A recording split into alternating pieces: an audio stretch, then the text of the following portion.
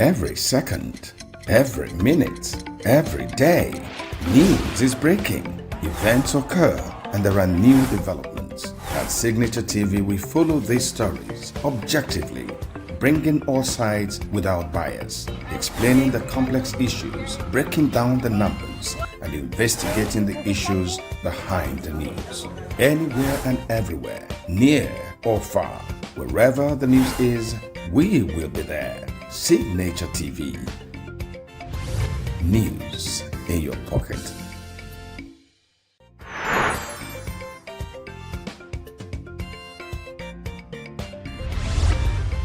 Signature TV. News in your pocket.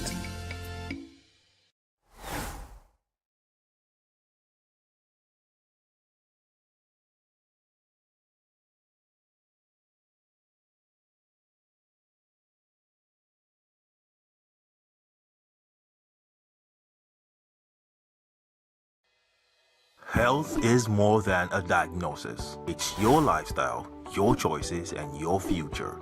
Join us on Inside Health, your weekly deep dive into the stories, science, and solutions shaping your well-being. From expert interviews to real-life journeys of healing and hope, we cover it all. One of the complications of cancer management or treatment is they have some of them at one point in time, you see them having anemia. Okay, so you see them at times being transfused. But at the same time, you come in with the diet. Nutrition, mental health, innovations in medicine, fitness. She recorded that in December 2018, NAFDAC, in collaboration with the Federal Ministry of Health and Social Welfare and the Federal Competition and Consumer Protection Commission, signed a 5-year memorandum of understanding with manufacturers to phase out sachet and small volume alcohol packaging by January 31st, 2024.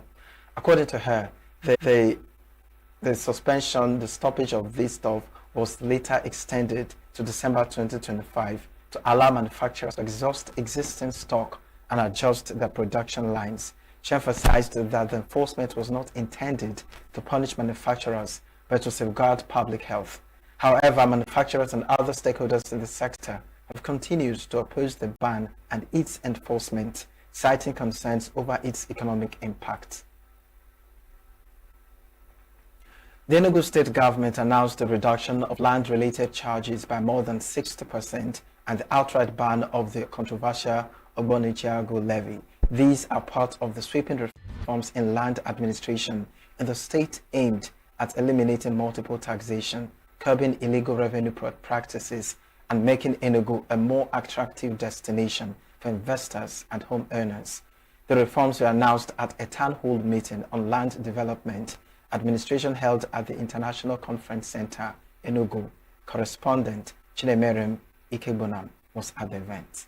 The stakeholders town hall meeting brought together government officials, traditional rulers, landowners, surveyors, town planners, estate developers, property agents, professionals, religious leaders, and civil society groups to deliberate on the ongoing land reforms aimed at addressing multiple taxation, land grabbing, and inefficiencies in the land ecosystem. Governor Pitamba, represented by the Secretary to the State Government, Professor Chidebere Onya, noted that effective land governance goes beyond regulations and requires continuous stakeholders' engagement. Onya explained that under the new policy framework, ground rent, land use charge, and all property-related fees have been consolidated into unified land use charge, payable once a year through ENUGU State Internal Revenue Service, EIRS. The policy, he said, applies uniformly to properties located both within and outside housing estates across the states, emphasizing the administration's drive to fully digitalize the land ecosystem to reduce bottlenecks, improve efficiencies, and attract investment.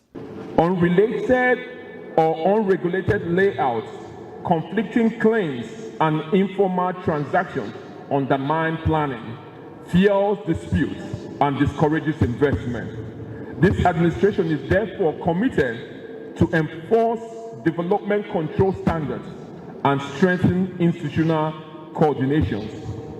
It is on this note that I want to remind everyone today that the overrun local government collecting revenues from individual investors and people no longer exists in Enugu State. Addressing concerns over land grabbing, popularly known as Omene Chago, Professor Onya assures stakeholders that structures are being put in place to curb the menace, noting that traditional rulers remain key partners in the process. In his remark, the Commissioner for Land and Urban Development, Chimaobi Okorie, said Governor Ba has introduced critical policy directions and legal instruments, including an executive order declaring 9 of the 17 local government areas as urban areas to enable planning and structured infrastructural development. The commissioner added that the applicants seeking certification of occupancy (C of O) can now apply online or walk into designated government offices for seamless processing. His Excellency signed into existence the executive order declaring new urban areas in the state. His Excellency, in support of his agenda to make Enugu the destination of choice for investments, for living, for tourism, and for visits, identified the strategic need to unlock land assets, both for Enugu and for our investors, for the investor community, if you like. Providing an update on harmonization, the Managing Director of the ENUGU Geographic Information Service, NGIS, Dr. Chinwetelo Nwato, stated that building approval processes have been streamlined and domiciled under the ENUGU Capital Territory Development Authority to ensure efficiency and uniformed standards. Everything relating to land administration in the state is put under one roof. Clarity for everybody who's here, both those in government and those who are the people living in the states. So the idea clearly is to ensure that as at the time we all step out of here, we speak with one voice, having an understanding of the direction of the state government on issues relating to land. The chairman of the Enugu State Internal Revenue Service, Emmanuel Ekenen Namani, urged residents and businesses to obtain a tax identification number in line with the new federal tax law. He said the town hall meeting reflects the governor's resolve to reduce multiple taxation, resolve pricing conflicts, and make tax compliance simpler and more transparent. The only thing government expects us to do is to have our tax ID. That tax ID is free of charge. In fact, every other person here has his own tax ID. What we need to do is to guide you on how you can generate it. So far you have your NIN, National Identification Number, you already have your tax ID. Participants at the meeting raised questions and concerns which were addressed by the secretary to the state government. Mine borders on your revenue and how you collect them. You see, there are a lot of multiple taxation going on. You may not know. I was private to be in the village recently. An auntie of mine told me that they locked up their shops, and these people come from government every now and then to lock up their shops. Some of us women, we have our houses that our husbands left for us, or we bought. But once you buy cement and sand, you just see Obone Chago, you must pay, or you leave the work. About the Obone Chago, it fell directly on the portfolios of the two Chiefs. My questions are, what are then left for the community in any land acquired in their place if the Obone Chago cannot do anything? With the new land policies and harmonization measures, the Enugu state government says it is positioning the state as a more transparent, efficient, and investment-friendly destination. In Enugu, Chinemerem Ikebunam, Signature TV News.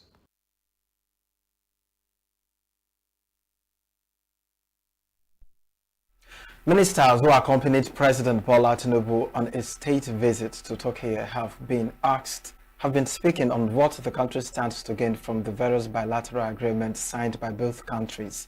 The Minister of Finance and Coordinating Minister of the Economy, Wale Edun, said that the visit is very critical for the economic relationship between Nigeria and Turkey. He described the bilateral talks as quite engaging, robust, and comprehensive. And here we looked at the fact that trade between Turkey and Nigeria, about $1 billion now, and there was a marker laid down. Both presidents said their commitment is to reach trade volume of $5 billion, as well as to engage in investments in each economy so that Nigerian investments in Turkey, as well as Turkey investments in Nigeria. And to that end, real commitment was made to putting in place the framework, the agreements, investment promotion and protection, double taxation treaty, as well as a JETCO, a joint economic trade committee that will work specifically to build up trade.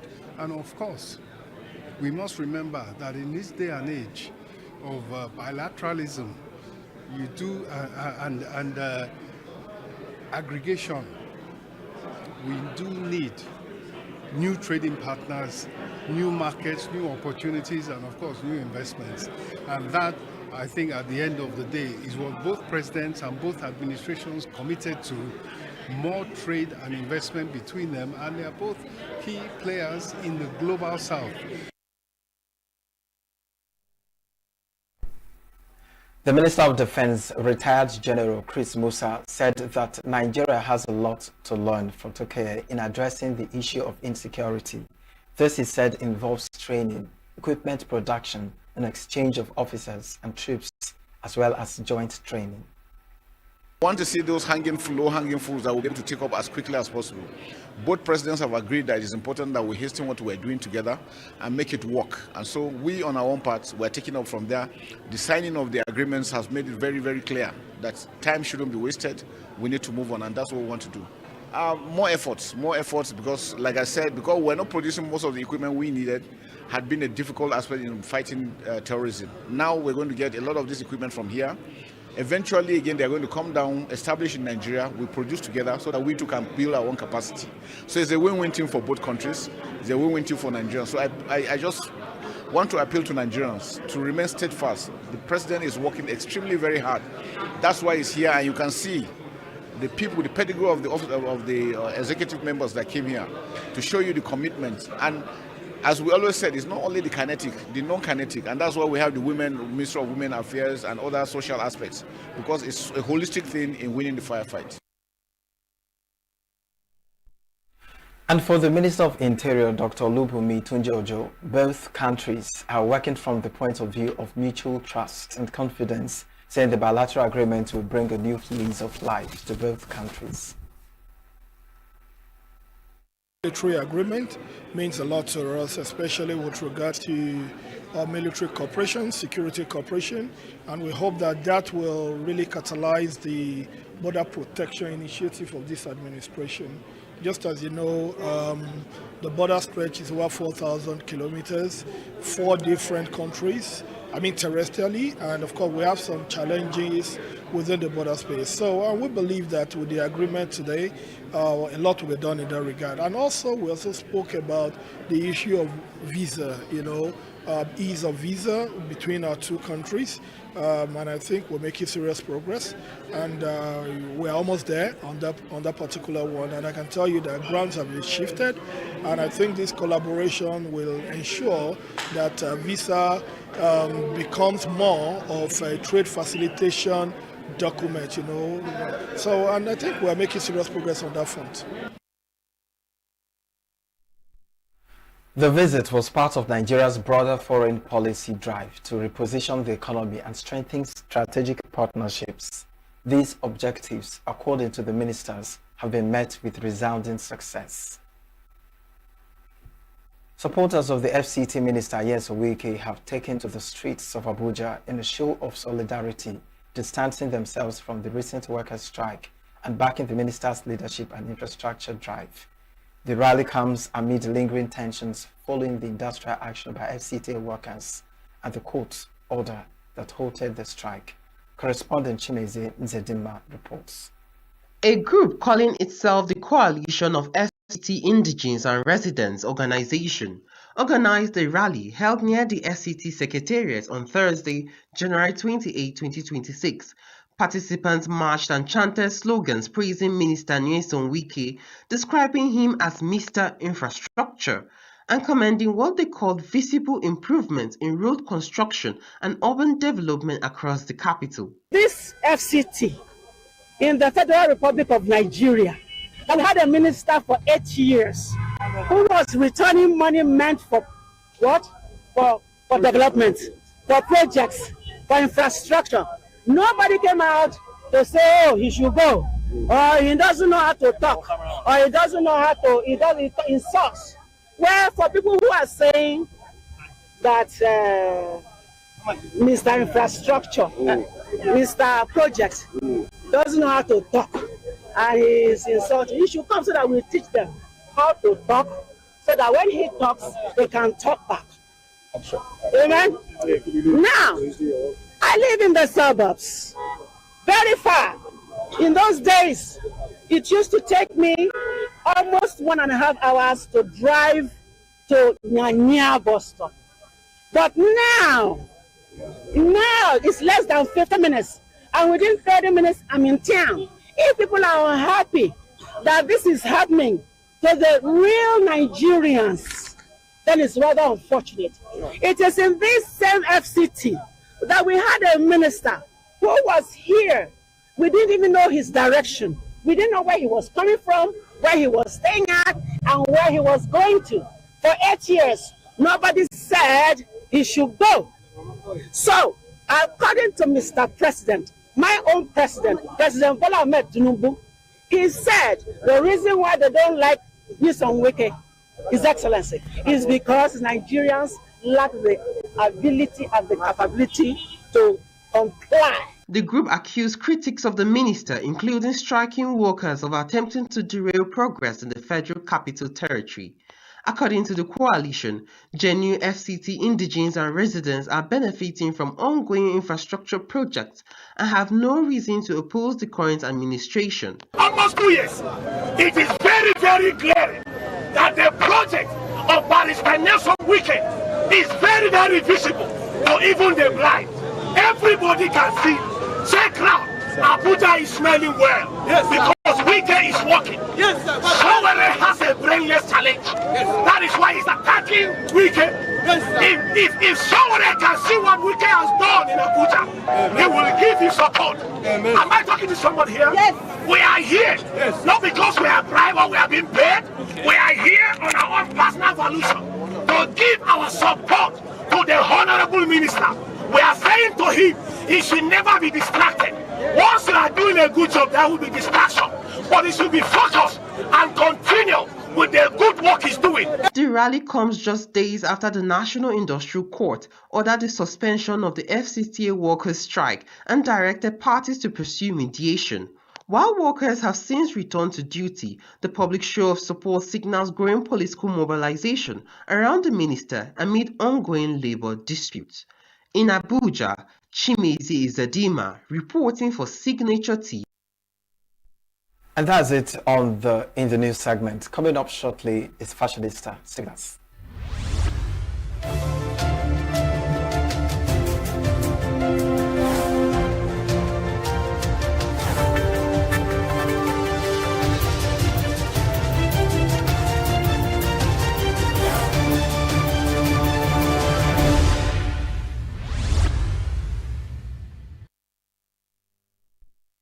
All right, on today's episode of Fashionista, we are looking at the list of Nigerian fashion social media influencers. But still to come is a conversation on People's Forum. Is it right to accept gifts from someone you know you won't marry? The number to call is 08148986005. Fashionista coming up next. Enjoy.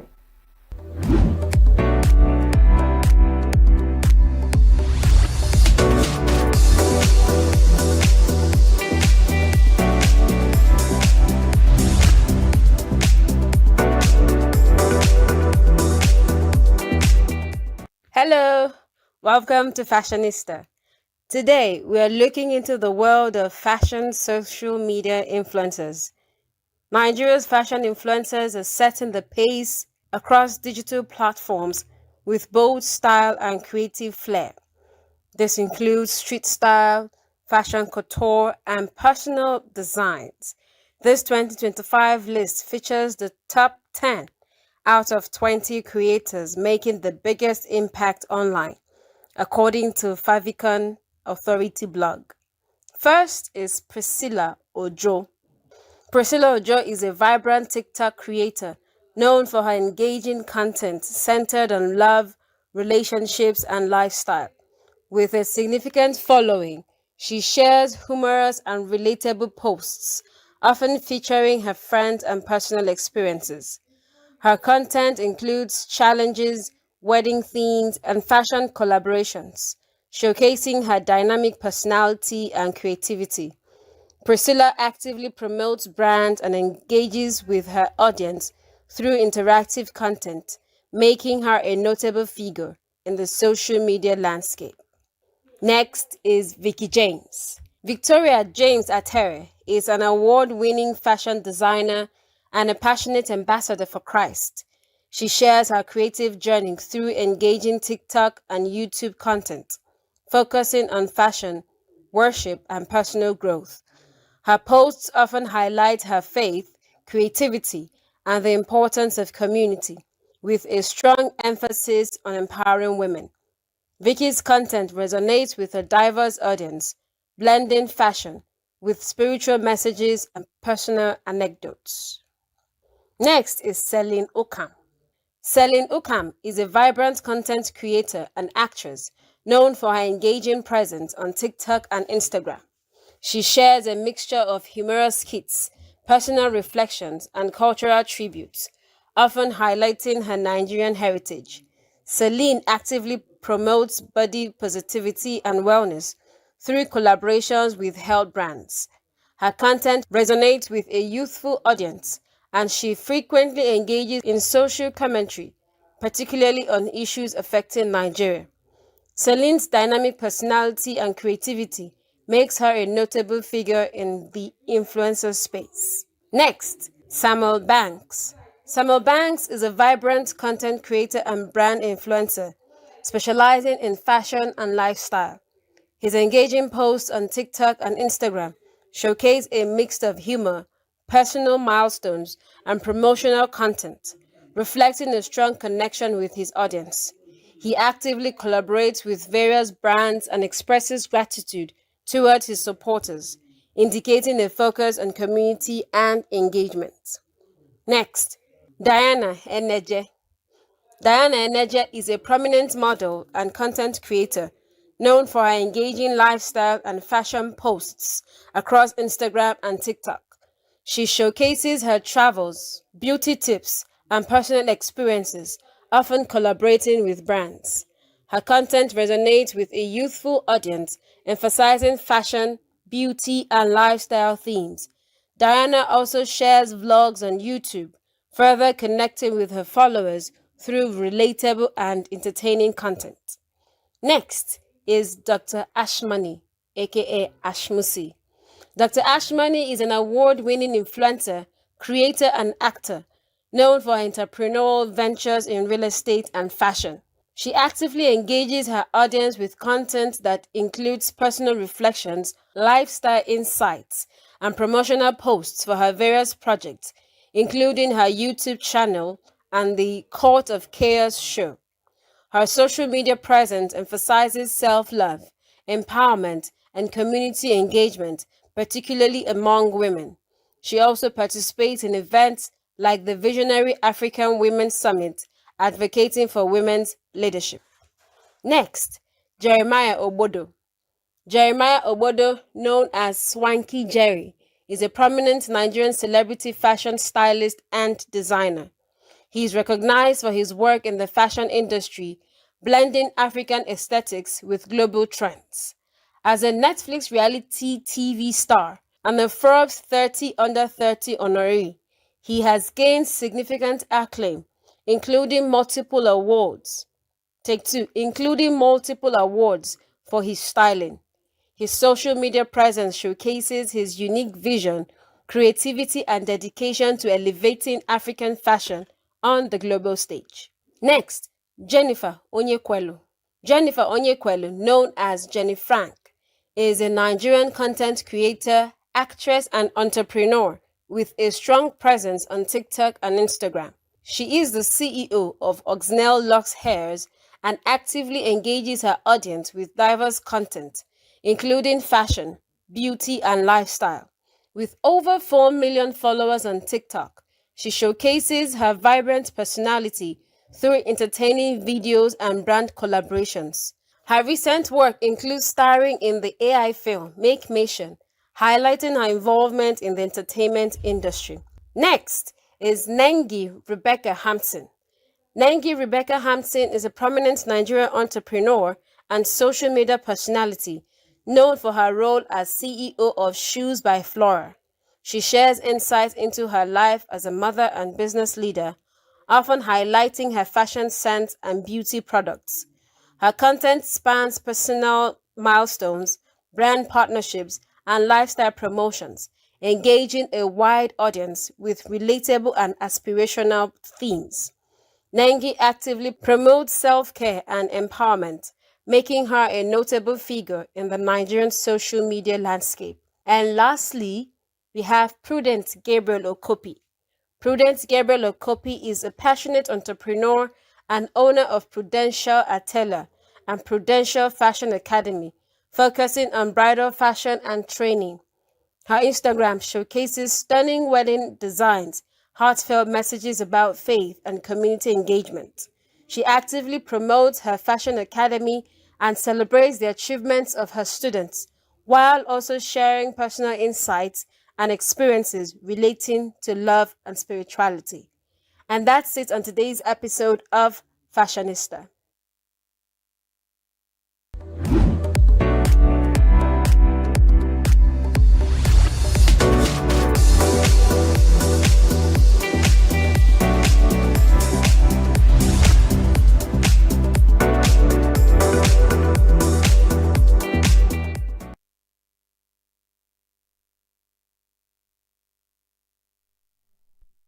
All right, we'll be playing shortly our entertainment package for the evening.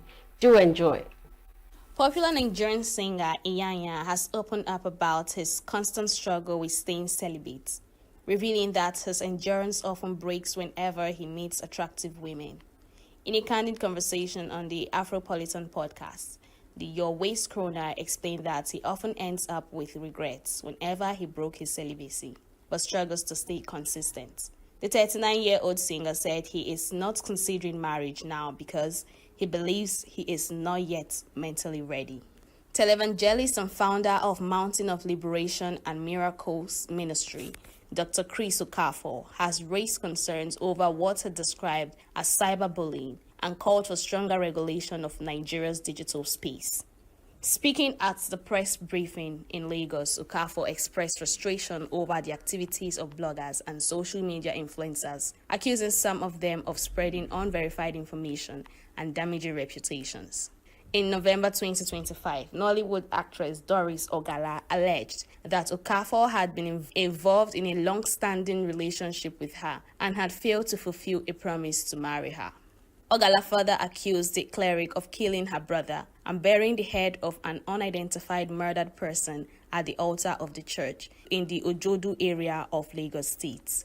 Reacting to the controversy, Okafor said that the most painful part of the situation was how bloggers and influencers allegedly attacked him based on accusations without giving him the opportunity to respond.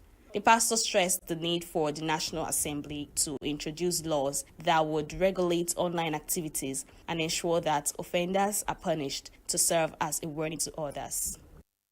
Two-time Grammy nominee Sarah Ayin-Kansola Aderibibi, otherwise known as Ira Star, has revealed her desire to collaborate with Burna Boy, naming the Afrobeat star as her top choice. She disclosed this while speaking with Love Island USA star Chelly Bisianthi about her 2026 Grammy nominations.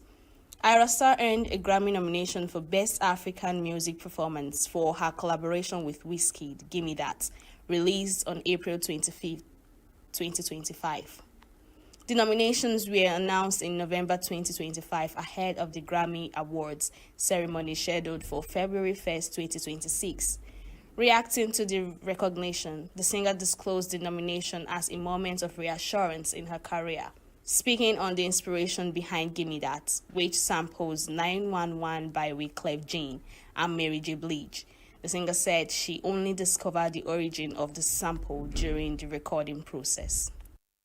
Alexa Pere, the ex-wife of Nigerian singer Harry Song, has announced her decision to temporarily give up custody of their two children, aged 4 and 3. In an emotional video shared on her Instagram story, Alexa described the move as the hardest decision of her life, citing years of pressure following her separation from the singer. She added that she had been solely responsible for the children since the separation with her husband, noting that they attend school from her home and only visit their father occasionally.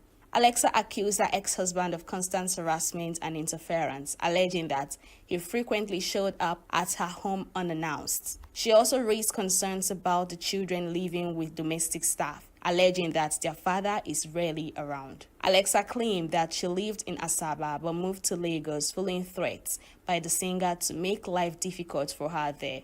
Harrison publicly admitted to having marital struggles in January 2024 and requested that the public respect his family's privacy during the challenging time. Days later, Alexa shared a cryptic post on Instagram stating that she was officially done. The duo got married in March 2021 and have 2 children together.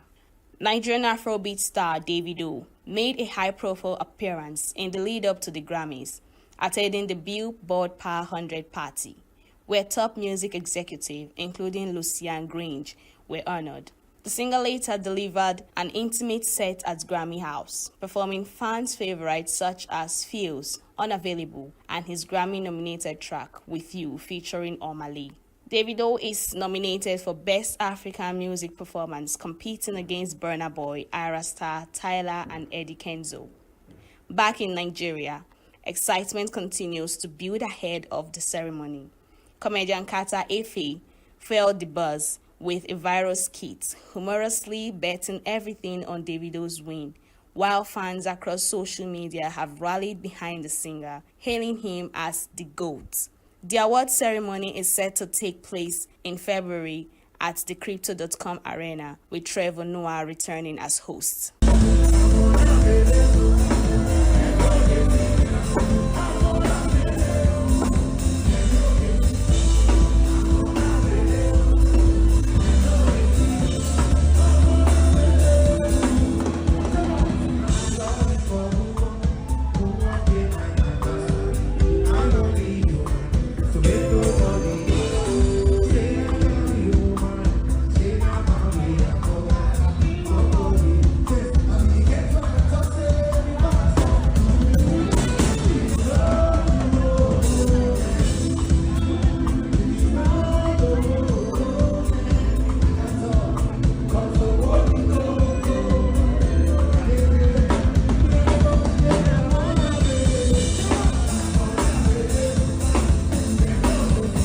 And that's the entertainment news. Queeneth Nwokonta's Signature TV News.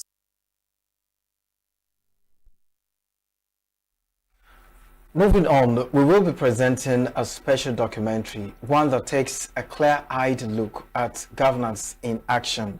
Tonight, we examine the ENUGU state government's scorecard since inception, the policies, the projects, and the people at the heart of it all, from bold infrastructure to everyday impacts on human lives. This administration has set out to redefine what progress looks like in the cool city-state. Join us now as we take a closer look at the infrastructural drive shaping ENUGU's present and laying the foundation for its future.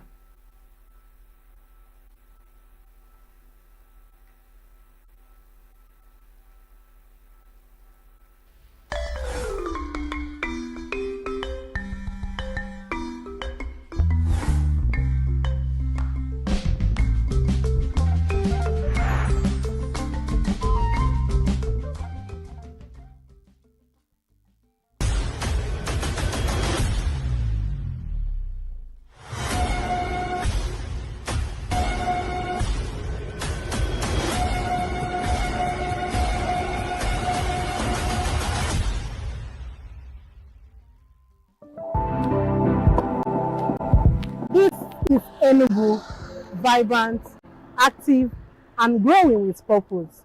A city once known for its failed infrastructure and insecurity is today telling a different story. Since May 29, 2023, the administration of Governor Peter Simba has embarked on what many describe as an ambitious transformation drive in recent history. From roads to schools, healthcare, agriculture, security, tourism, housing, transportation, infrastructure development, and many more. ENUGU is rising. My name is Chinemere Mikebunam. Stay put as I take you through the administration's scorecard and how it has redefined the state and impacted on human lives.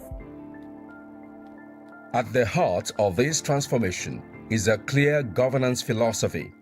Development that touches lives, restores confidence, and positions ENUGU State as a competitive destination for investment, innovation, and sustainable growth. We're expected to continue to sustain that momentum.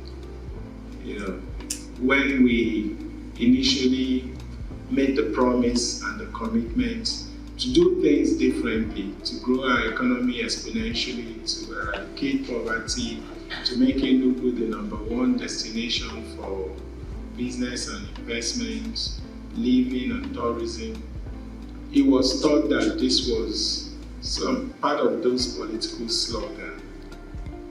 But our people have become accustomed to the fact that this is real and this is happening before them.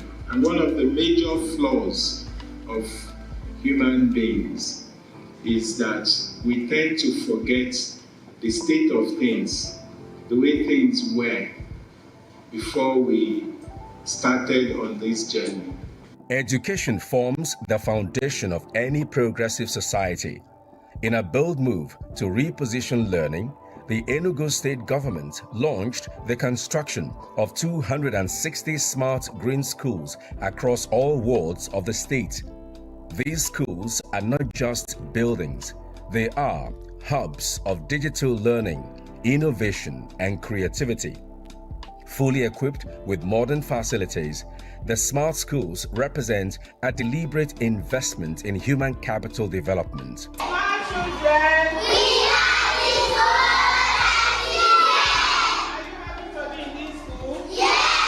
My former school, birds are there, people steal, and grasses overgrow.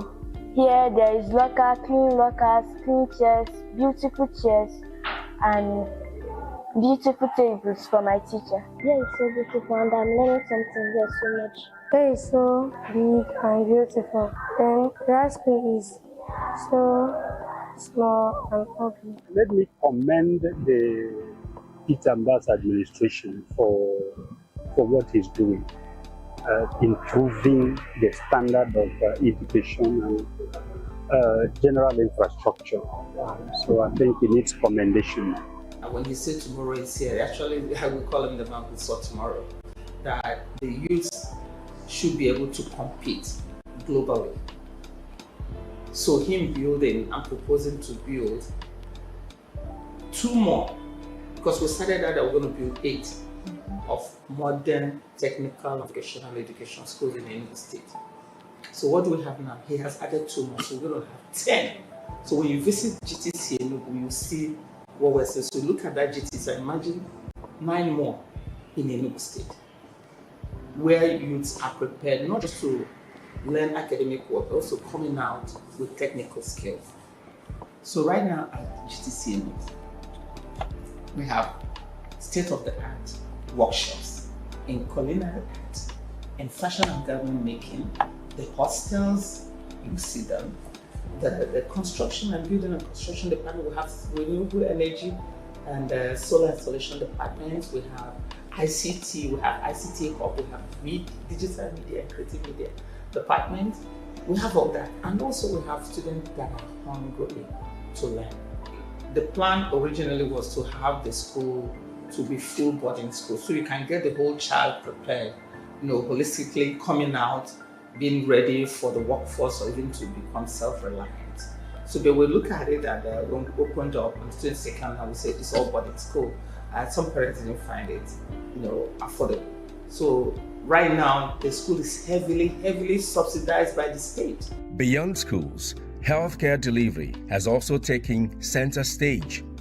Across the 260 wards of ENUGU State, Type 2 primary healthcare centers are built to ensure accessible, quality medical care for both urban and rural dwellers. Each of those hospitals have a place where the health worker will reside to stay with the community members and prepare their health. We also note that each of those Type 2 primary health centers has got solar power, so that we're not relying solely on the national grid. The entire healthcare architecture is being modeled. It's not only primary healthcare level and secondary healthcare level. The cottage hospitals and general hospitals are also being remodeled and being facilitated. 260 tier 2 health centers being built within a space of two years. The mission of His Excellency Vice African Basin by 2 years is for the good of ENUGU State. We are investing for us to reap both in the short time and in the long time.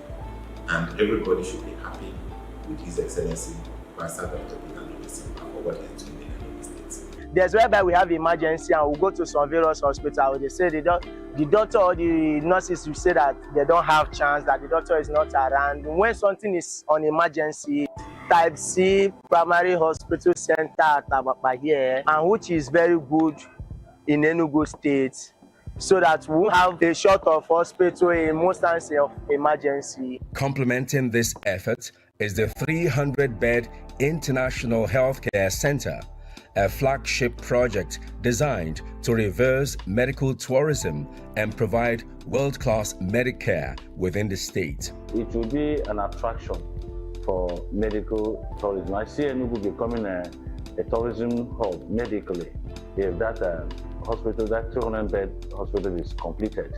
It's going to be a great one. It will also improve the economy of the state and in extension the country.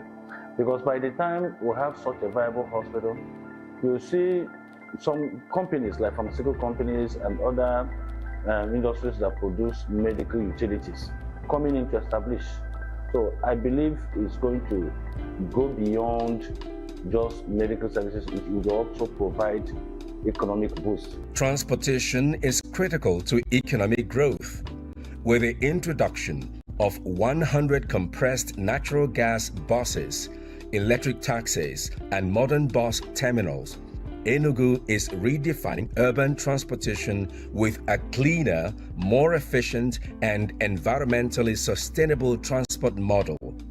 According to the Commissioner for Transport, Obiozo, the goal is clear: to position Enugu as the leading transport service provider in the southeast and across Nigeria. The administration, of course, have set out a bold vision to modernize transportation in Enugu State. And that, of course, is multimodal, from land to air to rail to waterways. And of course, you've seen the governor's strides in aviation. To boost food security and rural prosperity, the government procured over 200 tractors, while additional units are being assembled locally.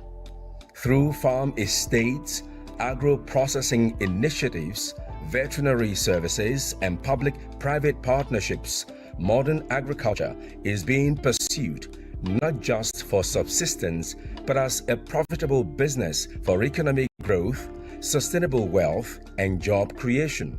Besides the tractors, His Excellency has also massively supported our farmers with free inputs, fertilizers, seeds. When we talk about seeds, the quality seeds, and that has led to the massive production in agricultural products. It is also worthy to mention that between 2023 and 2024, His Excellency embarked on massive cultivation of cassava for bioethanol refining. And in that project, 1,000 hectares was cultivated of cassava, and the free cassava stems of improved variety was given to our farmers. And that's why, if you compare the price of cassava between 2023, 2024, and 2025, you see that there is a huge drop. And the same was also done in rice production. This year alone, we intend to ensure that no grain of rice comes in from outside Enugu. Rather, rice will be exported from Enugu. A cluster where our farmers are going to be allocated 1 hectare of land in their own vicinity. So we're not taking them away, it's in their own villages. They come into the farm estate is cleared, it's fenced, it's gated with a central warehouse, and tractors are sent to the farm estate. Agronomists from the Ministry of Agriculture go there to help the farmers to coordinate and farm as one big farm. When we talk about agriculture, the biggest problem we have is post-harvest losses. So farmers farm, try to look for how to sell. So in order to help farmers to come out of this quagmire, His Excellency has enabled the ENUGU marketing company to be a marketing partner that helps to aggregate and obtain products from farmers. So it becomes a full cycle closed loop system that helps our farmers to focus on productivity while the system helps them to market their products. So it's more like a support to the civil servants, to the workers. And the workers of ENUGU State can go to the marketing company and buy things on credit, foodstuff made in ENUGU on credit. Housing development features prominently in the administration's agenda, with a target of about 15,000 mass housing units. Projects like the Akwoga Nike Mass Housing Estate with 133 two-in-one housing units and the new ENUGU City Initiative are reshaping the state's urban landscape, offering dignity, comfort, and economic opportunity. So we have identified the places, have done enumeration of those people who live there, people who have genuine titles and those who don't have genuine titles. So the idea is that we will now, it's not going to be easy to say, pack out, let us rebuild, then pack it in again. If they also had, that place is very what we call the urban poor. They want to live in an urban area, they live in an urban area, they don't have enough money to pay for kind of accommodation that's right there. The government has taken it upon itself to relocate them to a very, very well built area. I can tell you those being located doesn't have a building all in suit. At worst, you might have an apartment of 1 toilet. And if you actually go there, you will see that a lot of mess. Like the last time I went there, we couldn't even drive into any of those buildings. We parked a distance away. We took a walk. And there's no comparison to mud houses to watch this modern structure we have here. We are standing at the International Conference Center. Few meters away is the Hotel Presidential, once moribund, now revitalized. This is a reflection of Governor Peter Ndubuisimba's clear commitment to revitalizing state-owned infrastructures and converting them into productive assets to stimulate tourism, commerce, and of course, job creation. Let's take a look.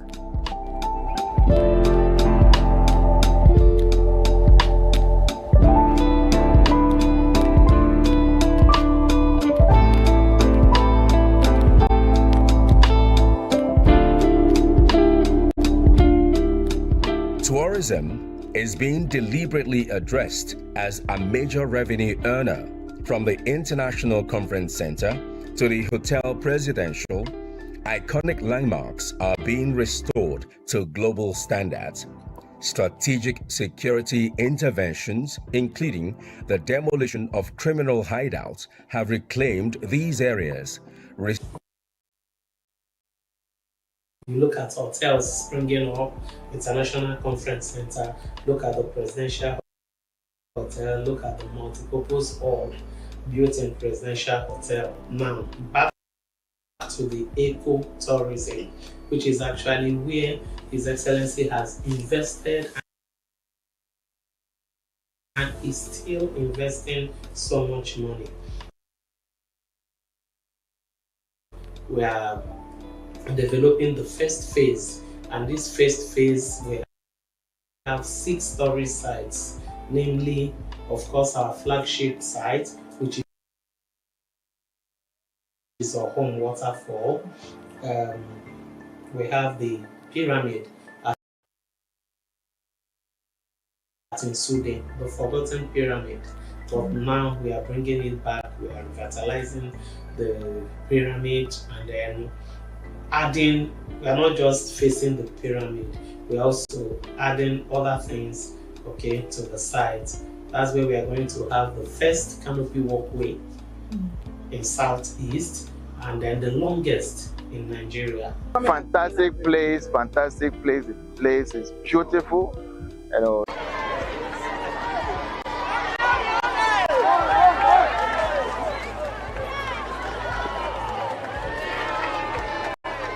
The successful marathon race held months ago further demonstrated the state's improved security and road network. Perhaps the most visible sign of Enugu's transformation is its road infrastructure. Following the completion of 141 roads, the government has approved the construction, expansion, and rehabilitation of an additional 1,022 urban roads, marking the third phase of what is now the most ambitious road development program in the state's history. This year alone, we are going to commit resources to construct over 2,000 kilometers of roads. Over 2,000 kilometers of roads in our 2026 budget is massive, and we are doing everything possible for the award of contracts for those roads to commence. We are building roads that will last for many years, that will outlive us. So this is that is one of the main focus in the ministry since I came on board. My focus has been on quality assurance, or quality of infrastructure delivery we have. Also building a new city. Many people don't, when we say we are building a new city, many people don't really understand. I think is when you are talking of a new city, you are talking about a new estate. The new city is beyond an estate. The entire old ENUGU is about 14,000 hectares. The new city is 10,000 hectares. So we are talking about building an entire new ENUGU city. It's going to be massive. Coming down to ENUGU South, we have done a lot of projects in ENUGU South. But let me start with the road construction we did in ENUGU South. Since I was born, I've never seen a road built like this. Towards Mekebile and Jujuko, the road there is one thing I've never seen in my entire life. The whole soil removed and filled up with sand, and before started doing stone base and all those things. It's a quality road. I've never seen it. And that thing now discongest the traffic within the urban road houses. Because if you have issue going to mayor, formally, sometimes you stay in traffic for 1 hour, 2 hours, just. It's something that is not even up to 5-minute drive. You stay there for 1 hour, 2 hours. But that you have decongested traffic. You can walk towards that and make it down to Mount, or you can walk from that and make it down to Renew, or down to One Day. All should have been tried. The road is doing from Amapa to Opensuka is dualizing the road. And the one in Presidential Road is fine, everything is working well. Security remains the backbone of development. The Enugu state government has strengthened its security architecture with AI-enabled DRS vehicles, surveillance cameras along major corridors, a central command and control center, VTOL surveillance drones, patrol vehicles, motorcycles, and over 800 protective gears. These investments have significantly improved safety across the state, creating an environment where businesses and communities can thrive. We dedicate them for the use of ENUGU, the security agencies here in ENUGU, and for the benefit of our people also here in ENUGU, and to the glory of God. Let me start first on a note of gratitude to immensely express our gratitude to the ENUGU State Security Trust Fund for what we are witnessing here today. It shows your commitment and your unwavering dedication to ensure that we continue to have a safe and secure ENUGU state. Recall that we could not have been able to accomplish all the achievements we have today without having a safe and secure ENUGU. There are some places like New Artisan that when you go there, the place is like you cannot even give an account of, like, that place is something has scattered, but due to the present governor is doing good thing there, that place is now okay, is organized. And lastly, I like about this, our governor, security is being secured here. In anything you are doing now, before you say A or anything happens, you see that some men are around checking what is going on, So I want to really appreciate him. He's doing a good job in this state. ENUGU stands as a symbol of intentional development, purposeful leadership, and renewed promise. Beyond the festivities lies a state rising, driven by vision, strengthened by infrastructure, and open to opportunities. ENUGU is not just celebrating today, it is building tomorrow today. Indeed, tomorrow is here. I want to assure you on our part that the trust and the mandate you've given to us, we hold it sacred. The social contract we have with you, we're going to live by it. We're going to serve you with our strength. We're going to serve you with everything we have. We're not going to let you down. ENUGU Rising, a story of leadership, resilience, and progress. Tomorrow is here.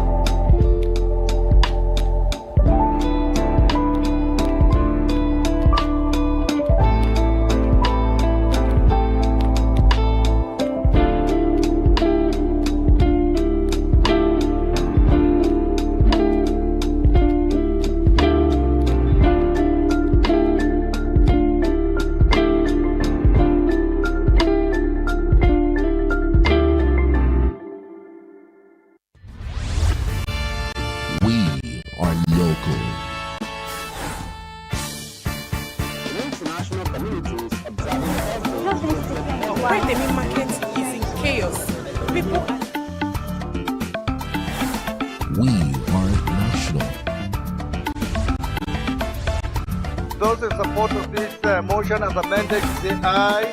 Aye. We have taken the vote by default. We are international.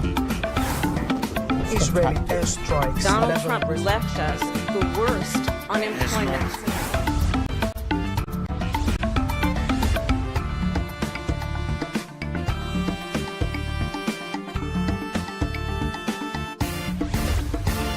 Signature TV, news in your pocket. Welcome back. I believe you enjoyed that wonderful documentary about the beauty and wonder of our beloved ENUGU state. Now, moving into an interview this evening, we are turning our attention to one of the most critical yet often overlooked intersections in human development, the relationship between education and mental health among children. Now, for decades, the global educational paradigm has focused almost exclusively on cognitive output, the standardized test scores, literacy tests, literacy rates, and academic achievements. However, we're beginning to understand that the classroom is not just a place of learning. it is also a psychological ecosystem. Today, children face an unprecedented cocktail of pressures, from the always-on nature of digital social comparison, to the lingering psychological shadows of global disruptions, to the sheer intensity of modern competitive curricula. We are seeing a rise in childhood anxiety and depression challenges that often go undiagnosed, or worse, are dismissed as mere behavioral issues. The data is clear. A child cannot learn effectively if they are not in a state of psychological, or if they are in a state of psychological distress. Conversely, a supportive educational environment can be the single most powerful intervention for a child's long-term mental well-being. Now we are asking, are schools equipped to be the first responders for mental health? How do we balance the drive for academic excellence with the need for emotional resilience? This evening we're discussing education and mental health among children. Joining us virtually to navigate this complex terrain is Kate Pedro. She's a proprietress and educator who has spent years on the work of child psychology and educational reform. Good evening, Kate. Thanks for joining us this evening. You're welcome. Good evening. Thank you for having me. Yeah. All right, so we're starting off. Now, it's a pleasure, of course, to establish that. Let's start with the basics. In a race to ensure our children are smart, right? To have smart kids, have we forgotten to ensure that they are also whole as humans? Not really. Before now, in our own time, it has always been the psychomotor part of education. It has always been work. But oftentimes we've discovered that it's not really helping, because we just noticed that with that, we just raise academic children who have low self-esteem, who cannot speak for themselves. And I think with the way education is going now, it's no longer the way it used to be, because things have really changed. Okay, now we're discussing mental health. What's the average, in the introduction we said children go through psychological and depression, that oftentimes we see them as behavioral issue disorders. What are those little things that we overlook that could be, factors, or, a mental condition that is often overlooked as behavioral disorders?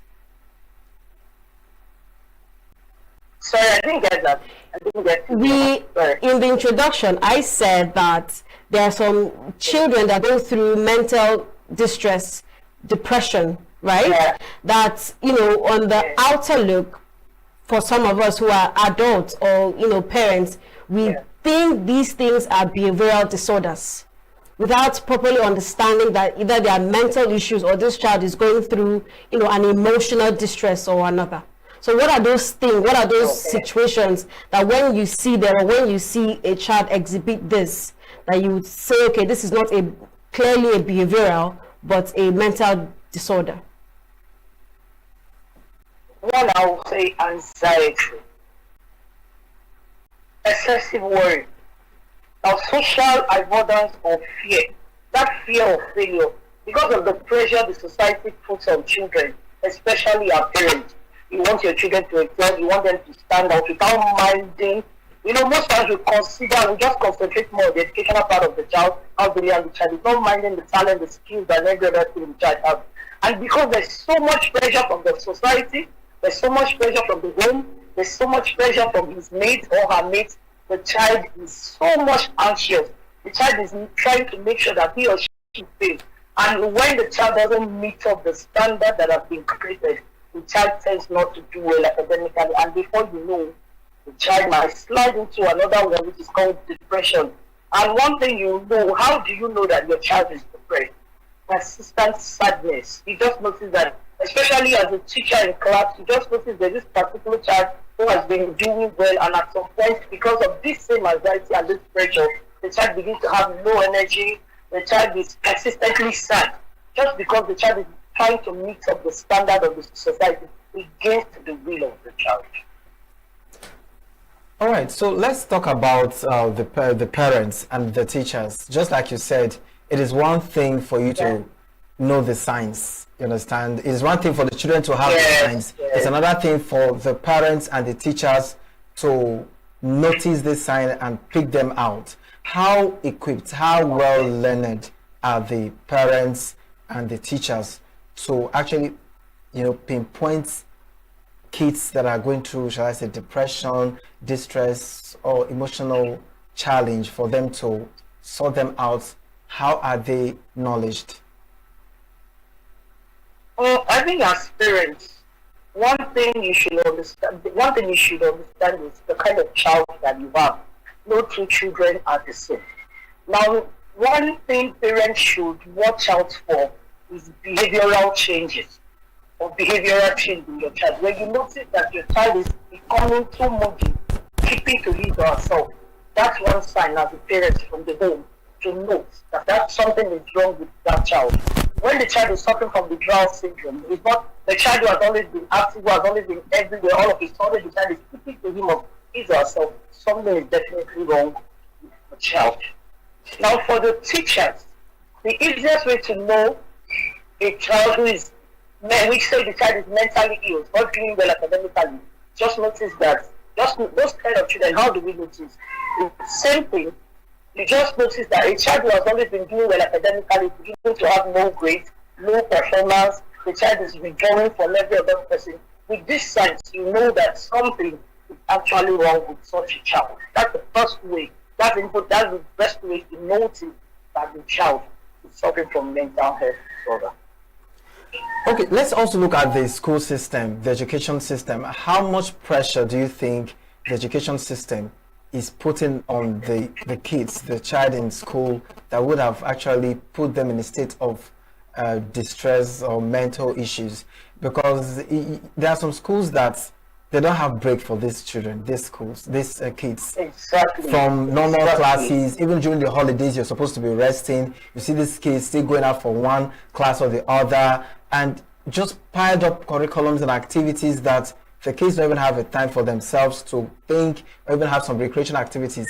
How much pressure do you think the education system itself is placing on these kids, affecting their mental health? Personally, I think there's so much pressure. When you look at the curriculum in most schools, you notice that the workload is massive. Now, I work in the primary section, in the primary sector, what I notice is that the curriculum is too burdensome for the children. The children get engaged from 8 a.m. to like 3 p.m. And then after 3 p.m., these children are supposed to be resting. Their parents are putting them into extramural classes. There's no time for rest. Now, and all this is boiled towards academic excellence on the part of the parents, which we do not see these things coming. Because you notice that with that, you're just raising children who are academically sound, but no emotional intelligence. Okay, now adding to that, how then as a proprietress and an educator, understanding this pressure and also understanding the need to have children educated, I mean, two are as important as the other. How do we strike a balance? What's that point that when we get to, we say, okay, this is where it ends, this is where this stops, and this is where this one starts? That schools, because we could suggest these things, and then one school decides to make all of this available, and the other does not because they can afford it. So what's that neutral playing ground that every educational body can say, this is where we strike a balance between pressure on students and also giving them quality education? Okay, I think the first thing, every school should have what we call an inclusive culture. Okay. Now, an exclusive culture is an activity in a form where those children are also included in everything you do in school. It makes them a bit relaxed and they are not sad. That's one. Then two, support from the teachers. As a teacher who is handling children, you should understand the behavior to some extent of your children. Now, when you notice there is a difference in the character of the child, you should work towards that. Another way is the school environment should be conducive for these children. Let them have what we call teacher and student relationship.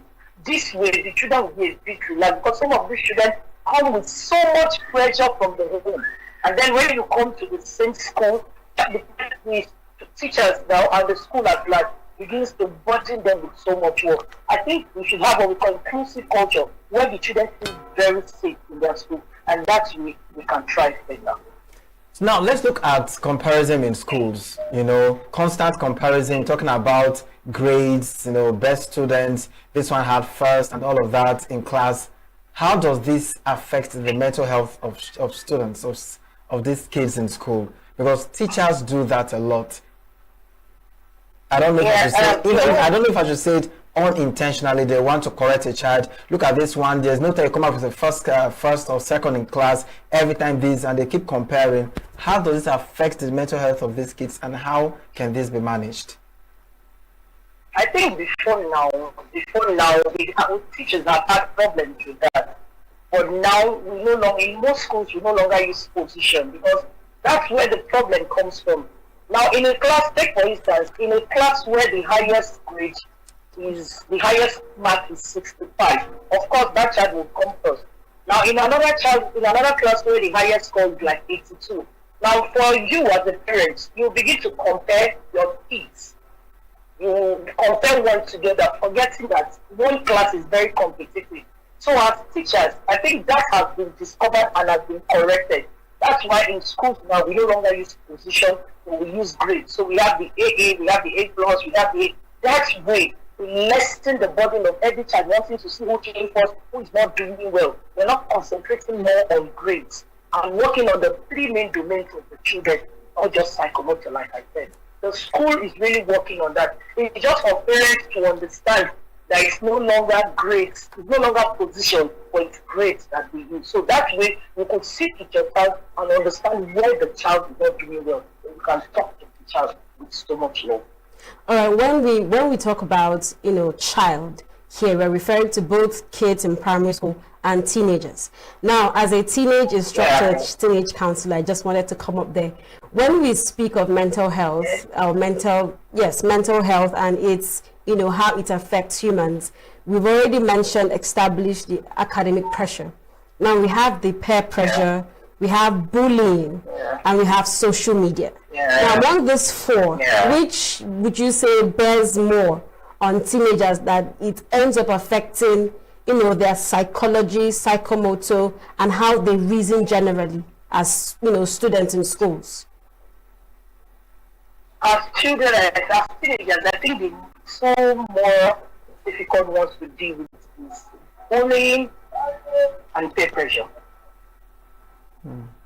By no more peer pressure, because in schools everybody's competitive, especially among teenagers. There's so much competition among them. And the other one is bullying from those who are not really doing well in class and who are even older than you, or you're trying to outsmart them, like they always say. It has really affected their teenagers, and it's really still affecting them. Now, for someone who has, let's say, overcome bullying, is there for someone who has overcome bullying, or say you've had therapy, right? And then maybe from primary school you've had a difficult childhood, and then somehow you had teachers who love you, and then you get to a certain point in your life and something happens and you fall back, right? You've moved from peer pressure, you've come to social media, and social media is telling you a certain way to, this is not how you ought to act, this is not how you need to speak to your elders, and all of that, being woke and all of that. As an educator and someone who understands that every stage of life is a process and one needs to be put aright, how do you go about handling such difficult child? Now, two methods that are very important here. As an educator, I have to be emotionally intelligent. I have to be emotionally intelligent, and I have to be a social emotional educator. Now, what do I mean by social emotional educator? Now, it's possible you will be there before. You understand what that particular child is going through. Now, if you're going to help such a child, you need two key factors, which are emotion and empathy. Now, you can even complement it with compassion. If you are trying to help such a child, you make the child understand that that child is even the most important factor. Because most times, low self-esteem is the cause of all this. When you see yourself that you do not deserve what you get, or you're not supposed to be in their midst, most times this is the problem teenagers have. Now, if you overcome all this on social media, is the problem. Such a child, if I have opportunity to speak with such a child, I will need to tell the child, make the child understand how important he or she is to him or myself. You need to understand that you're important to yourself before you talk about anybody trying to make you feel you're not good. So social media, I think cyberbullying is part of the problem, because social media has a way of painting you bad, or making you feel like you do not deserve to be where you are. But as a social emotional learner, social emotional educator, it is now your job to make the child feel special and important. That way, the child will overcome social media and everything that comes. You would have built confidence to that level that no matter what you do, it doesn't move you any longer, because you know you're important.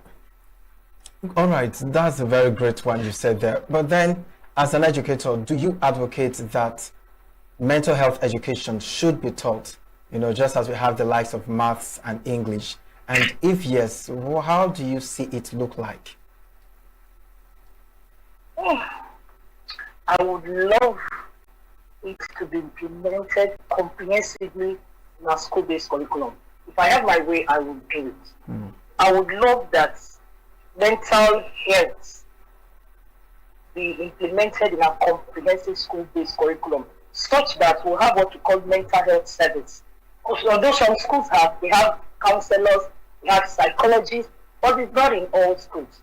And how many parents can afford it? But if I have the power, I would want it to be implemented in our curriculum. And secondly, I also wish that educators should be trained in mental health literacy. The average teacher should understand what mental health is, how to identify a child who is not mentally fit.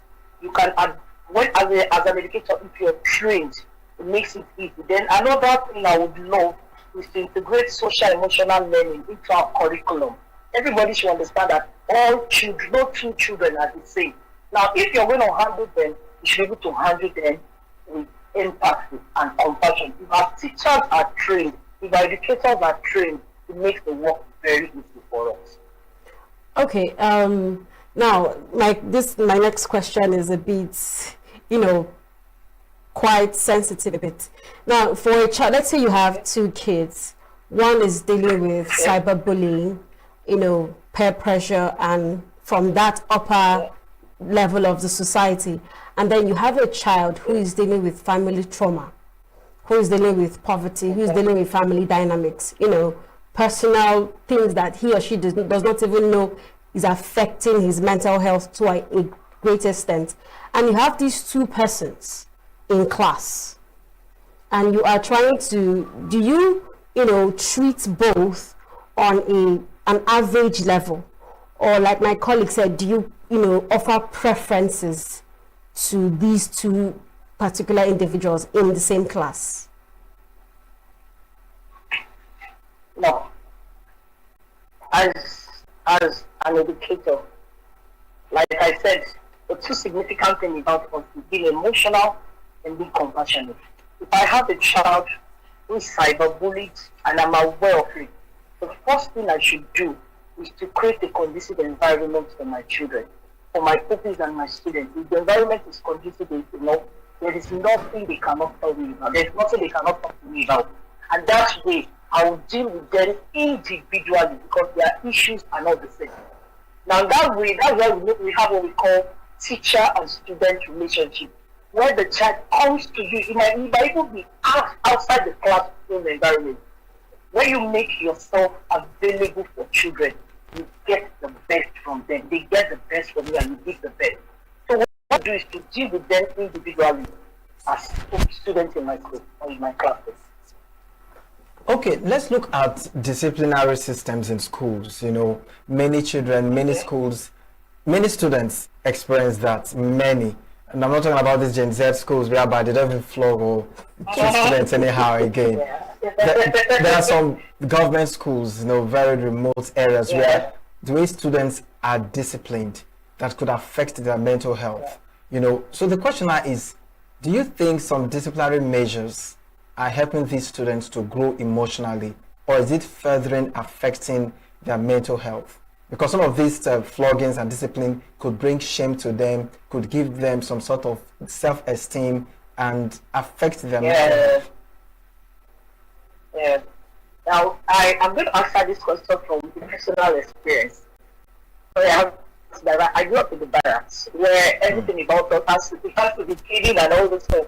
You know, when you soldier side, you understand what I'm trying to talk about? Yes. But one thing I discovered, yes, we were well cultured, but we lacked self-esteem. We couldn't express ourselves outside. Why? Because of the fear of being beaten by our parents. And then with this kind of mindset, and now becoming a teacher, the first thing I discovered is when you say discipline, everybody's mind goes to caning, flogging.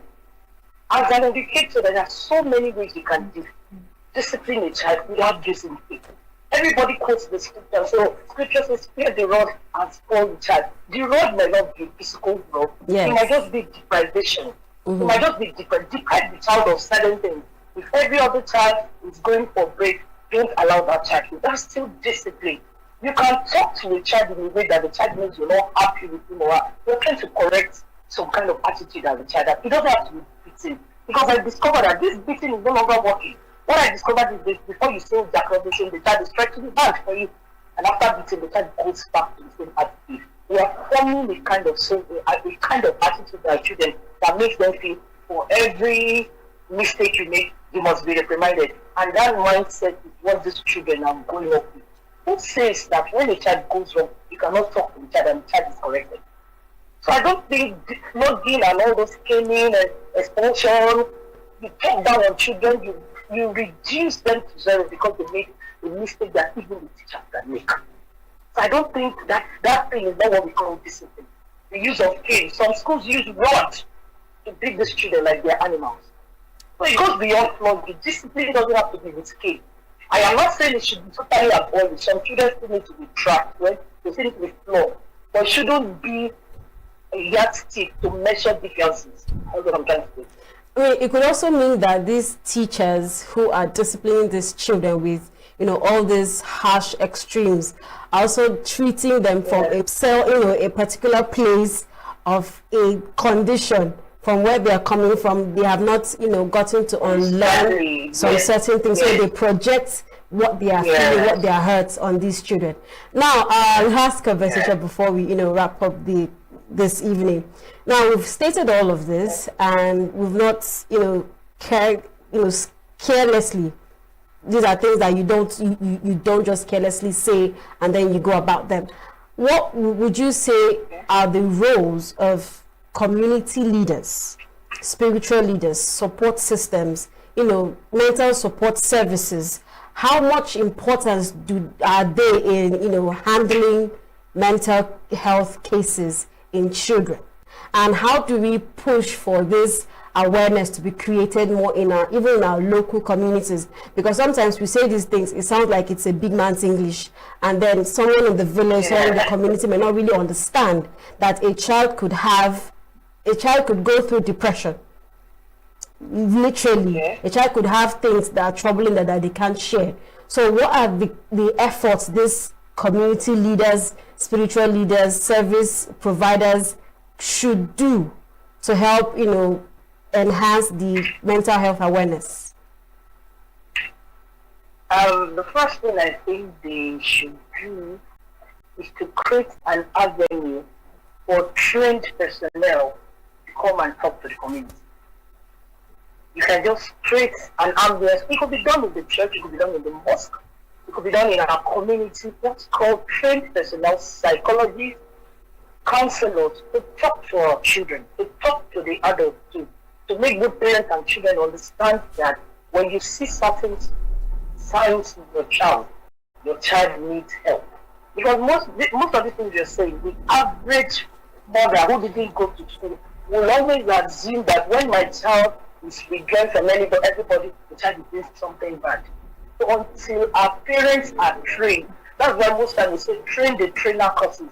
There are courses, there are lectures that we could try to organize in our churches, in our places of worship, where these trained personnel can come, train even our spiritual leaders, and train the members as well to make them understand that when you see certain characters, when you see certain behaviors with your child, that child needs mental health. All right, thank you so much. It's been such an amazing time to learn this with you. Thank you for being part of the program tonight. Thank you, Kate, and thanks for joining us. Have yourself a wonderful evening. You're welcome. And yes, thank you so much for the opportunity. All right. You're welcome. Now we'll take a short break. When we come back, we'll get into what's trending for the evening. Now, so there's a bit tricky parties, you know, there are things that could just happen, and then you wonder what the community or what the society has become. Some persons party while some persons are suffering. Don't go anywhere. We'll be right back. We are local. International community is observing why the main market is in chaos. People. We are national. Those in support of this motion as amended say aye. Aye. We have taken it by default. We are international.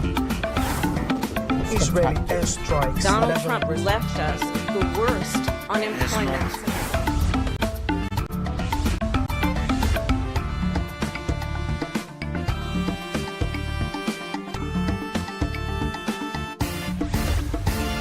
Signature TV, news in your pocket.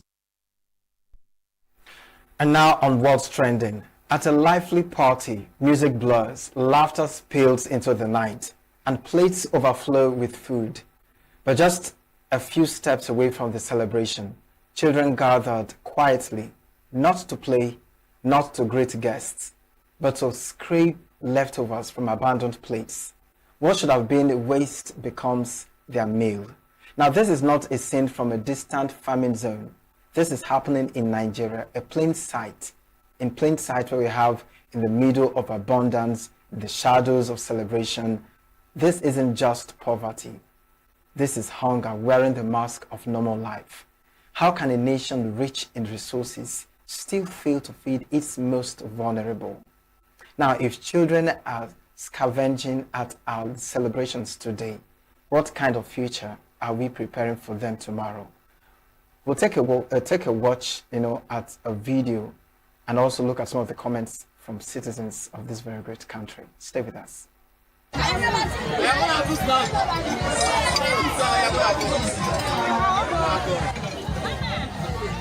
So, some of the server come. Some of the server for plate. They don't need a server for plate. For lucky plate.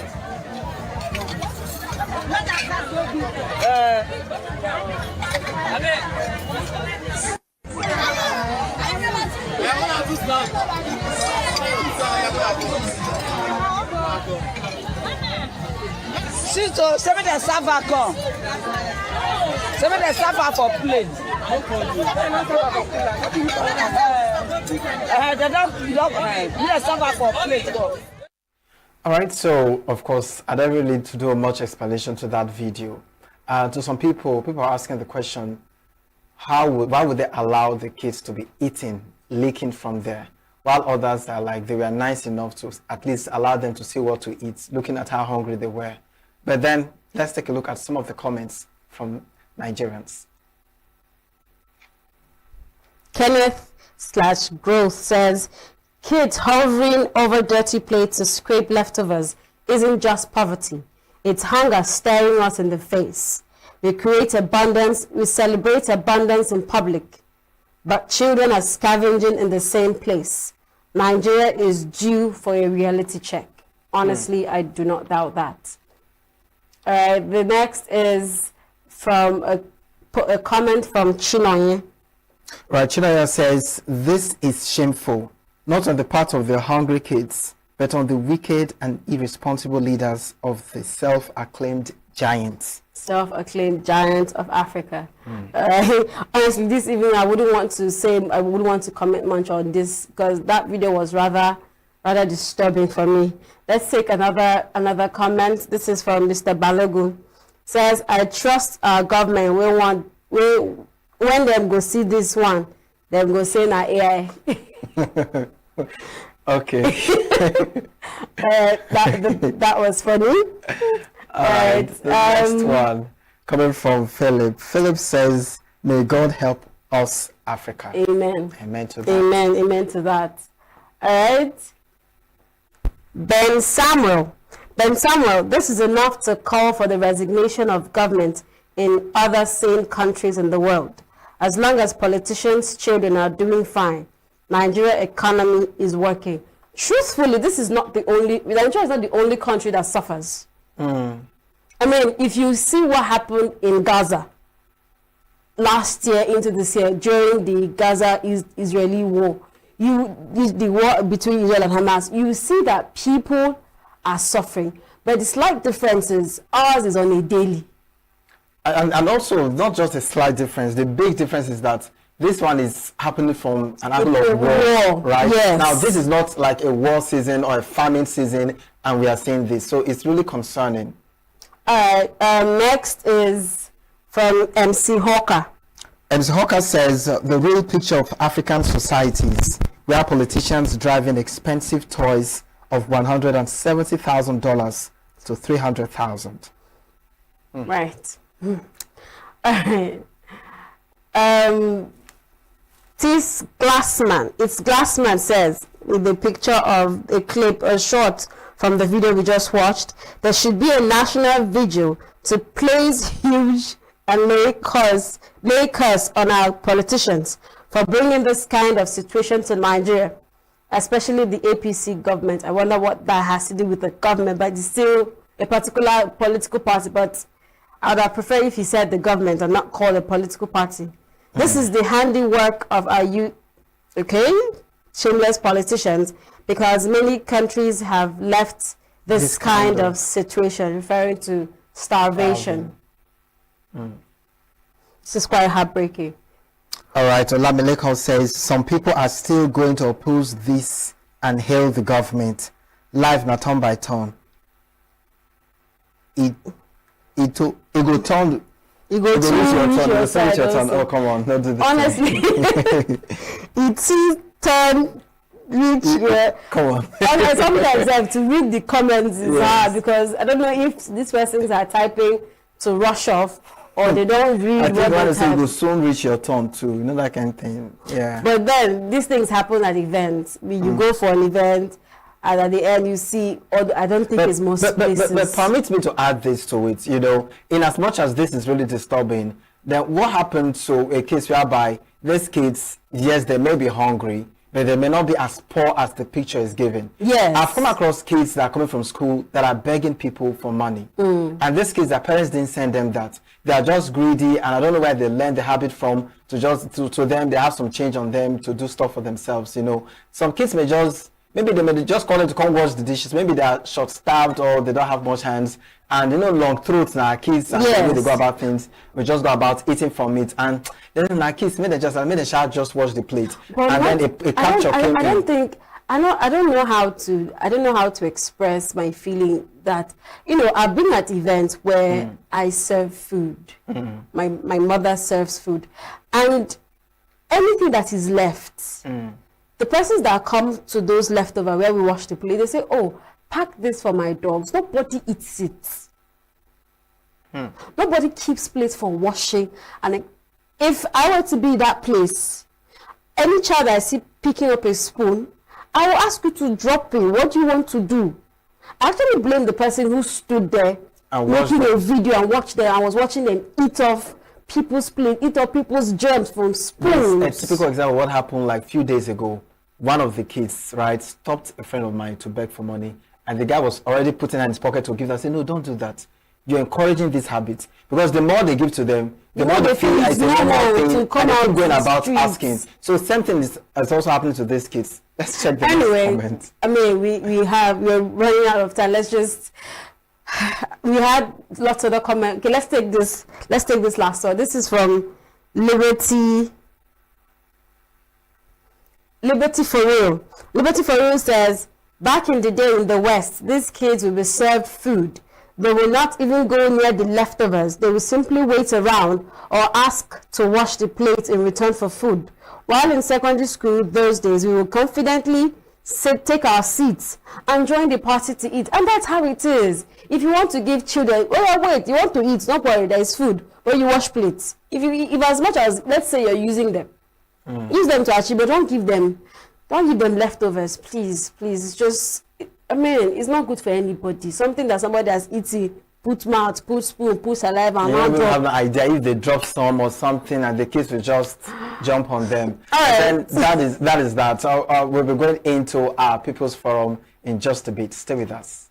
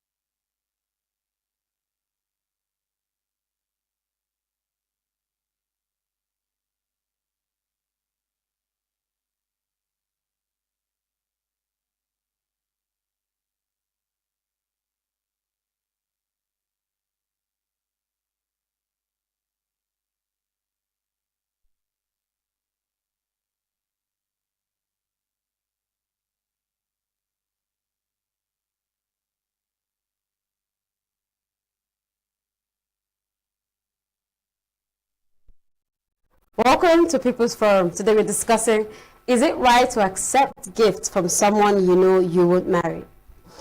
A woman became romantically involved with a man known for internet fraud, and during their friendship he set her up with a fully equipped salon business. To him, it may have been an expression of love through provision. To her, it may simply have been support at the time. But things took a dramatic turn when she decided to marry someone else, explaining she couldn't build a future with a scammer. In response, the man reportedly showed up and took back everything he had bought for her salon. So where does love end and obligation begin? Are gifts in a relationship ever truly free, or do they come with silent expectations? If someone accepts help from a partner they already know they wouldn't marry, is that honesty or exploitation? And when the money behind the generosity is questionable, does that change who is right or wrong? Let's talk. The number to call is 081-4898-6005. In context, let's take a look at the video. You don't tell me. Madam, calm down.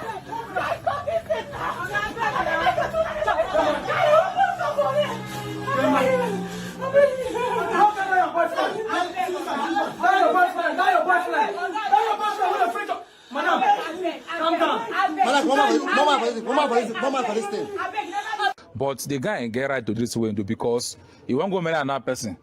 He say no be by force. Go say it no be by force to if I be your sister, you go agree make a marry person they do yahoo yahoo. When no go school. But when they spend the money, no say na you they do.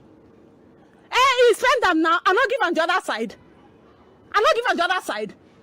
My customers they come. Even the guy self when they marry me self, they call me. Now the guy they vex say the guy don't go lock the shop. When go video me go put some online. Wait, make I ask if I be your sister, you go want make a marry yahoo person. The boy don't even go school. When I want make her go marry him, say because the boy open shop for me. I know they marry him now by force. I not go marry him. My first one want marry me now the vex. He said the guy don't go close the shop. All right, the lady said, if I be your sister, you go want make a marry yahoo person. If not my sister, I go knock him. And if you were my sister, how did you end up there? So now you have the right to say no, but you don't have the right not to take the gift. I mean, how would you end up dating a yahoo in her words in the first place? We don't want to, when we get to people's family, our emotions start to play. Call us, join the conversation. Tell us, as a man, if a lady that you have established decides that she's not going to marry you and says because you're a fraudster, would you go and destroy? But do you know this social media can bring your mind to things? This thing happened sometime last year. Okay, that one was different. That one was The lady money and no. I was the video was a lady, guy that proposed to a lady, and then she said because he refused to kneel down. But that one, he went and went to her shop, said everything I bought for you, I'm taking it, even the car. Like they went back and forth on the car. But this is gifts. We've had cases where a man has set up a lady, or maybe trained her in school. I mean, that one is more prevalent. You train a lady in school, and then after 5 years, 6 years, she tell you, "Oh, you're not my type. You're not educated. You did not go to school. I cannot marry you," and all of that. If you know look, I know times have changed. That if you're doing something for someone, you should not expect or wholly expect something in return. But this is someone you are in a relationship with. And this is someone you have, invested, quote unquote, invested in. And although it was not stated whether they had discussed marriage or not, he might have assumed that for me to have done this thing for this lady, I will get married to her. And then he goes ahead to set her up. You know what it means or how much it would take to set up a cinema? However little. You get a shop, you get all this equipment, and then you now find out that the lady is getting married to another brother. Another brother indeed. To another brother. And the nerve of her to come out and ask you claiming rights. I think the question is not about if you find out that if the lady says that you're a fraudster. This is not just a matter of being a fraudster, a scammer, or a yahoo now, even if we don't encourage that act. Yes. The angle we are coming from is you're in a relationship with someone, you've been involved with the person, you thought you loved the person, you thought the person loved you, and you invested in the person with the thought of I do at sight, right? Only for the person to wake up one day and say, I am not doing. Reasons best known to her. Is it right to go back to pick the items that you spent on her during your time of being with the person? Because some people are just naturally wicked. Allow you to spend all the years with you, give you hope, only for them to say no. All of a sudden, she knows that the guy was not educated. The reasons are annoying. And it happens, we watch this in movies, but these are realities. You say a man that's not gone to school, maybe struggling and getting better, but you allow the man to spend on you, open shops for you, equip, furnish it and do everything. And then you suddenly realize he's not your spec. It's not your class. But I'm tempted to ask, with the way she was acting, is she educated? She go to school? She may be, but education doesn't for face. Education is always on the lips as well. So you might be educated, but you're not really express it the way you want to see it. Exactly. You don't know what you want. Yeah. Going to school is one thing. Having sense is another thing. Because tell me why you would, you're beating your chest that you duped a man or you tricked a man into loving you. I wouldn't say she tricked. I wouldn't want to assume. Maybe at some point there was love. There was love. Then you got to find out that no, I can't do this with this person. And you did not discuss your At that fears. point, you did not even stop it. You did not stop it. And I'm sure they did not break up very well. It's even looking like they didn't even They did not break up very well. And she was still enjoying what she was enjoying. And then she will now start doing withdrawal syndrome. I'm in one day, I'm out 2 weeks. And the man will be like, baby, what is going on? And then my guy will come out and find out that his woman is engaged to another man. Or he I always tell people this. The things we watch in movies sometimes, 70%, 80% of them are people's realities. Because you see a movie, a lady is somewhere and they'll come and tell you, not be your bobo, they marry for streets. You're like, no, I was with him yesterday, I saw him last week. Yes. It has happened to me. Somebody proposed to marry.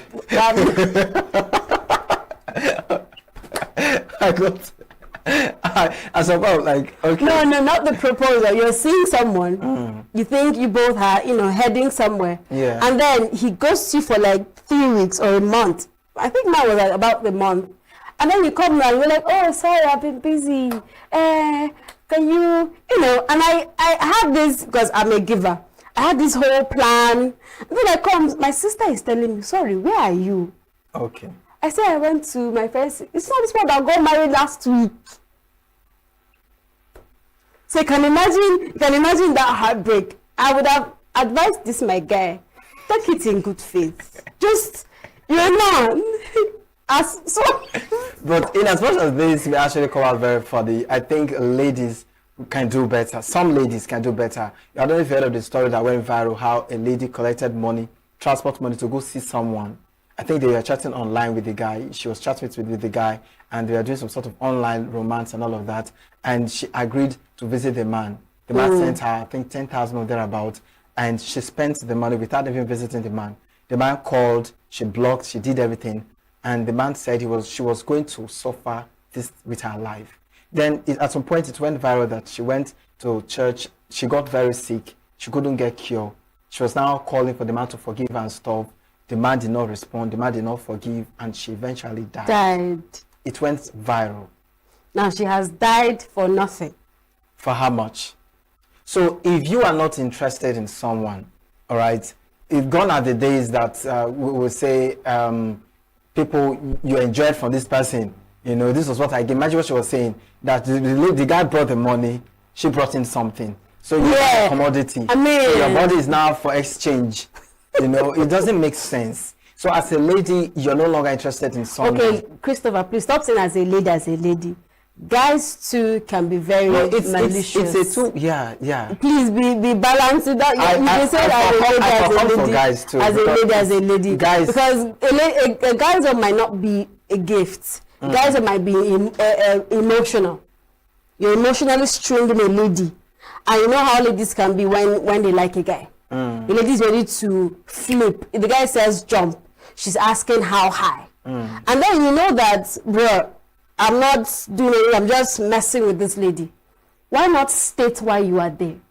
Let us know what we are doing. And time is going for the time lady. Is going. The lady will even tell you that, this man came for me, but I love you, I'm turning. Oh, yes. And then you tell him, don't worry, just give me time, 1 year, 2 years. Don't and worry. you know that this is not the lady I want to do, I do with. When are you getting married? 2 years, 3 years, dating. Don't worry, if your friend, the lady's friend is asking, how about, baby girl, you've been dating this guy for 3, 4 years. Don't worry, he said he's taking his time. And then one morning he wakes up like, and it's been wonderful. It's not you, it's not you, it's me. I mean, I don't think that's another very sweet line. No, it's not you. It's me. You are wonderful. Perfect. Come on. If I was perfect, why didn't you? If you knew that it was you, and I'm sure for you to have gotten to that point after 4 years, you left because 4 years is too long for you to not know what you want. Kai. At least if you're telling me, oh, I want to marry you, this is my promise, this is my word. Take it to the bank. And I also feel it's not just a lady thing, also a guy thing, the both parties, the both way. If you get into a relationship, start to define things. Draw your long time and short time. This has nothing to do with being desperate. Say it as it is. If you finally agree that I love this person, I want to marry you. Oh, thank you. I love that you have intention of getting my right. How long are we looking at? How long am I giving you? 3 years. Yes. How long are we looking at? What you're working to meet up. This is what you want assistance. As a lady, you work from your end to support your man. Your man work, you put your heads together, you do this thing on time.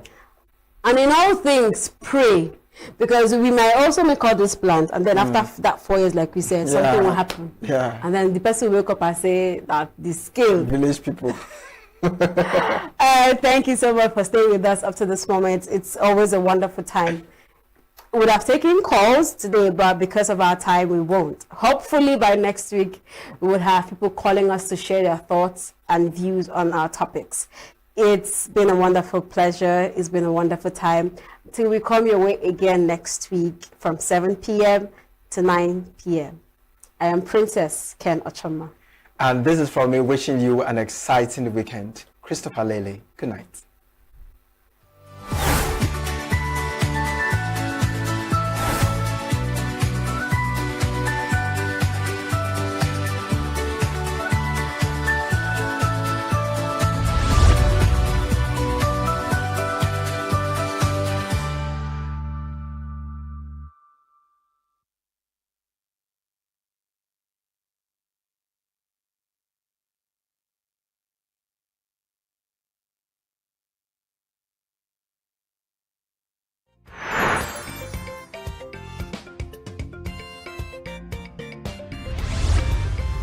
Save Nature TV. News in your pocket.